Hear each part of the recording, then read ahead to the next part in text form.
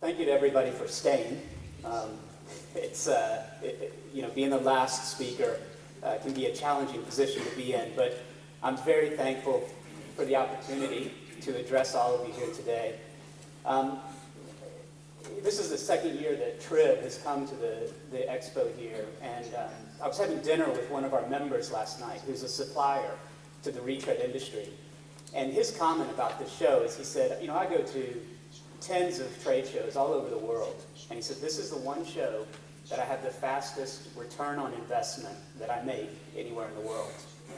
And I think that's evidenced by the growth that's happened year over year from when I was here last year to what we see this year from an exhibitor standpoint. So congratulations. Right. So just a little bit about Trib. I think I'm an outsider to the industry and a relative newbie to the industry. I think one of the assets that all of you have that you may not be aware of, but hopefully you are, is the longevity in the tire industry and the knowledge that exists. I worked in industries before where if you wanted to find an expert in the industry, you'd find somebody who had 5-7 years of experience. Well, in the tire industry, if I need to find an expert, you find somebody who's been working for decades, and they've seen it before, they've done it before, and if they don't know the answer, they know somebody else who does. So, while I'm a relative newcomer, Trib has been around for a long time, and our mission is really simple. It's to promote and defend tire retreading and tire repair around the world. We're a US-based organization, but we have members all over the world. We are not a lobbying organization, although I do a lot of education and information for legislators in the US who are misinformed about tire retreading. Jointly with another organization, we produce industry-recommended practices for tire retreading and tire repairing. And one of the other big things that we do is we help facilitate commerce among our members. So if members are looking for casings, they have casings to sell, they're looking to buy equipment, they're open a new retread plant to sell some of the used equipment, we help connect people among our members that are looking to do that. So if any of you are interested in doing that, you can talk to me. We have a booth, and please stop by, and I can tell you a little bit more about what we do in that area. I was just going to talk really briefly about the U.S. retread industry. It started in 1904. A lot of it was really driven, the massive growth that happened was during the shortages during World War II, and some of the technological developments that allowed retread growth to happen in the U.S. They continue to be utilized by the U.S. military in all of the conflicts that we face, up into and including some of the current areas of operation that the U.S. are in. You talk about trying to have a top-down approach to environmental benefits. I recently met with the Department of Defense in the U.S. that does purchasing for the U.S. military, and you have a lot of individuals in bases that say, well, retread tires aren't for me. And once you start talking about the cost savings, the environmental benefits, you have somebody at the top that says, this is a no-brainer. Why aren't we doing more of this?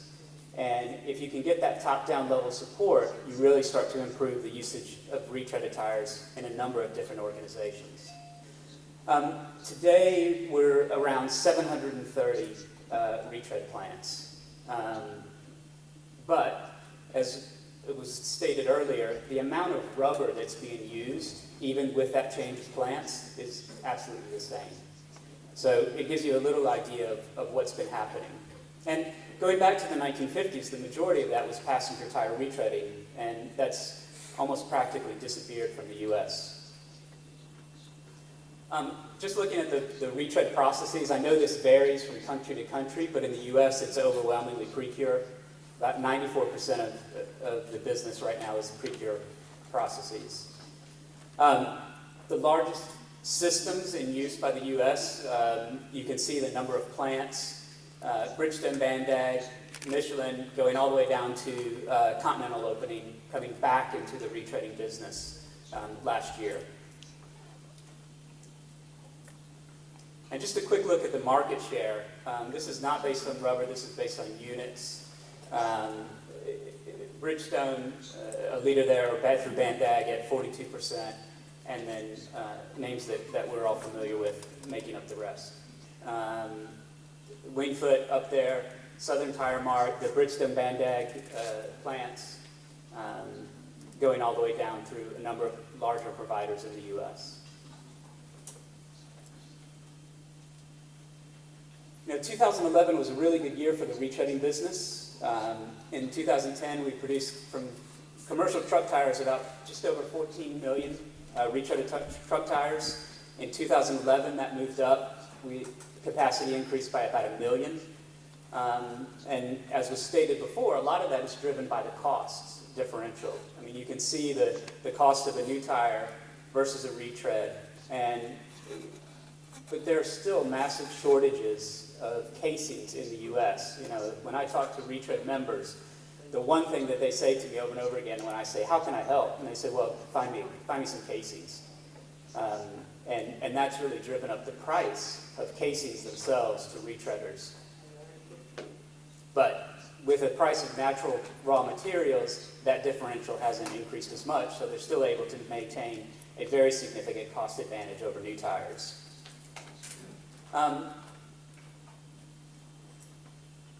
Just looking at some of the impacts, still today, all commercial aircrafts, about 80% of the landings are on retreaded tires. One of the great joys I get in my job is when I'm flying on planes, which I do quite frequently, is, you have that conversation with the person in the seat next to you, well, what do you do? And flying down through Miami, was sitting next to an attorney, and I told him about what I did, and if he had the same reaction that a lot of people do, which is, well, gosh, retreaded tires, that's rubber on the road, I would never use those are horrible. And I said, well, we're about to land on retreaded tires. And you sort of see those eyes widen, and then you have a little bit more conversation, and you convert somebody to the benefits. And just from a customer standpoint or an end user standpoint, one more anecdote. I was at the Mid-America Trucking Show, and it's the second year that I've gone to that show. And year over year, the number of people that came up to me and talked about, can you tell me about retreaded tires and their environmental benefits? And there was this one gentleman, a giant of a man, came walking up. I mean, his beard was bigger than I am. And he's standing over me, and you never know what people are going to say at these events. And he comes up and he puts his hand on my shoulder, and he says, "Hey, bud, I'm concerned about the world that my children are going to be left behind, and I want you to educate me about retreaded tires and their environmental benefit." And I saw more of that than I've ever seen in trade shows this year compared to last year. And I think a lot of people, there's a big cost component to that, but there's also a component of trying to do what's right and understanding how low rolling resistance tires translates into retreading and how it translates into cost savings for them and doing what's environmentally beneficial. So it's nice to see. Some of you may be aware that the Environmental Protection Agency in the U.S. just certified retreaded tires to be SmartWay certified. It's a voluntary program, and that only helps with the environmental benefits of retreaded tires and getting its usage in other places.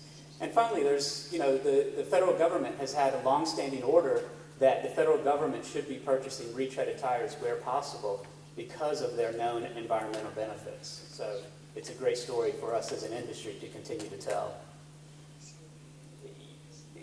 You may sense that one of the things that we continue to deal with is the myths that surround retreaded tires. And at those trade shows, you hear everything from, all of the rubber on the road issues. And I talk to people about studies that have been done. And as a result of legislative efforts, so somebody in the state of Arizona said, look, we're going to ban retreads. And so they did a study.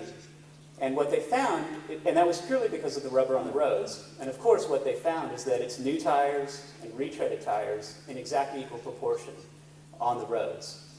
And what causes that? Well, the tires hit something in the road, or they're run under inflated, or they're run in mismatched duals. There are other things, but they don't have anything to do with the retreading process or the manufacturing process.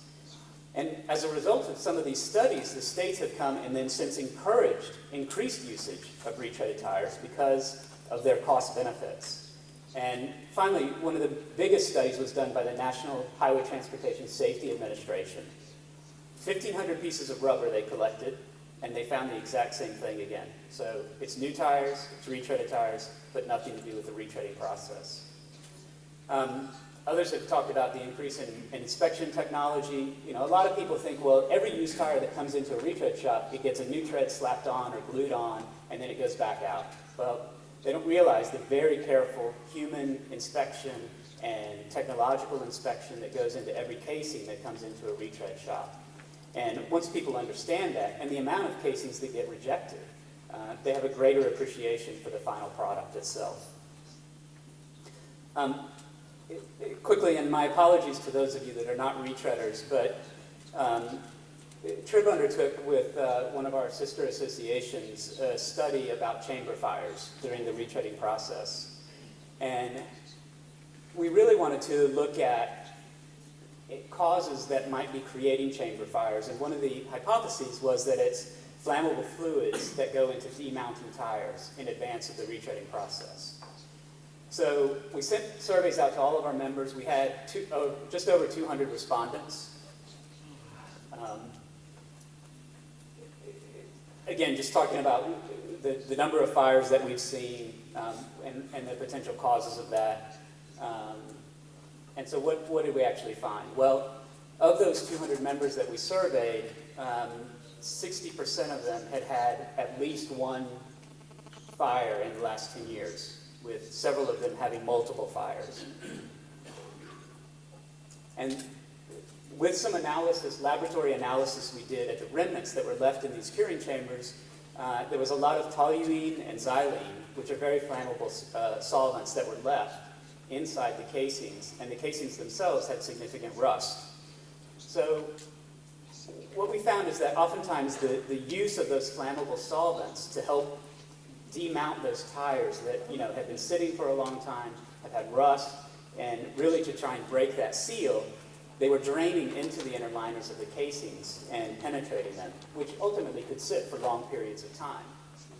Now, those solvents, when those casings come into the retread plants, people try and clean them very carefully. Well, what we found is that even with very, very careful cleaning, you don't get everything because a lot of that solvent gets put down into the compound of the tire itself. And then when the tire is heated during the curing process, it allows those solvents to be liberated, and because of static electricity sparks in the curing chamber, it can ignite a fire. And there's plenty of oxygen in the chamber to allow for combustion. So all those elements for combustion are available and can easily lead to that. So the recommendations that came out of that study we did is that really casings should not be retreaded or repaired unless the retreader is absolutely certain that no flammable demounting fluid has been used. And even, and one of the ways to look for that is that even if the tire has any evidence that it was difficult to dismount, then at the time it's probably likely that there was flammable fluid used to try and break that seal. And in addition, it's demonstrated that cleaning that tire really doesn't solve the problem because of that permeation into the membrane itself. So what we recommend really is the only practical decision is to reject that casing for retreading. There's a lot more detail in this survey, and full survey results are available with us in one of our documents that we have, or if anybody has any more questions, please just come see me during the show or afterwards as well. With that, I really appreciate the opportunity to come speak to you, and I hope to meet some of you more soon during the course of the show. Thank you very much.